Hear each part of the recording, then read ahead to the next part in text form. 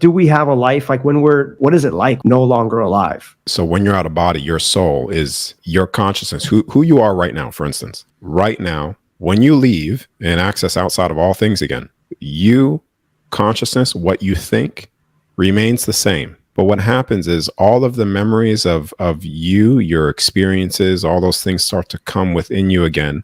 And then you understand the reason why you think the way you think, why you act certain ways and do things the way you do things, because you right now, the soul is the accumulation of all those experiences here right now in forgetfulness, essentially.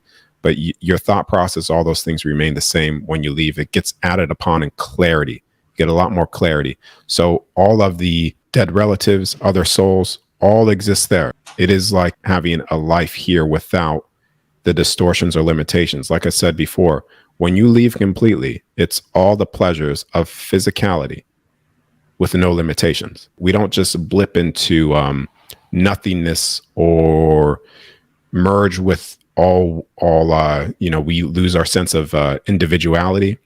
Your soul, each soul always has individuality.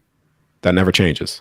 But also manifestation on the other side when you leave is instant. Whatever you think is materialized there. So there's no delay in your thought form manifesting that which you want to experience and do when you're on the other side.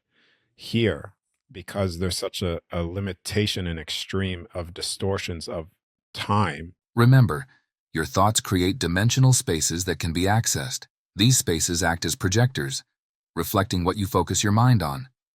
If you're thinking about the future, whether positively or negatively, you'll create a dimensional space tied to that future. When you start to access, I'll just say, out of the body, and you're accessing potential or dreams, right? Because dreams are accessing your field and thought forms and potential time events. There are a multitude of different things that could you could potentially experience. And what you want to do is essentially, let's just say if you're tapping into a thought form, which is a potential time event, you just want to walk the path of that which you want. Thoughts and time is married as well. They're like that together. Let's just say if you're thinking of something and you really want to manifest something, you really want something in your life, the more you think about it, you're actually manifesting that potential time event within your reality. And how you bring that in is just by keep on continuously to focus on it, but also walking the path. People take it as a very passive thing of let me just sit there and think about what I want with no action. And you've also brought up physical training as well. I'm very physically active as well myself. But that's like sitting there saying, I want to become stronger, bigger, healthier. And you just think about it on the couch and do nothing. Yeah, you could do that on the other side when you leave the body, because you could think of how you want your body to appear and it instantly changes in front of you. But in physical density, there's action applied. You need action to it. This is like I said, we're experiencing what we're not here, essentially, the extremes of all this distortions. So it's not just a thought. It's the thought and the emotion, your energy of walking it fully and completely.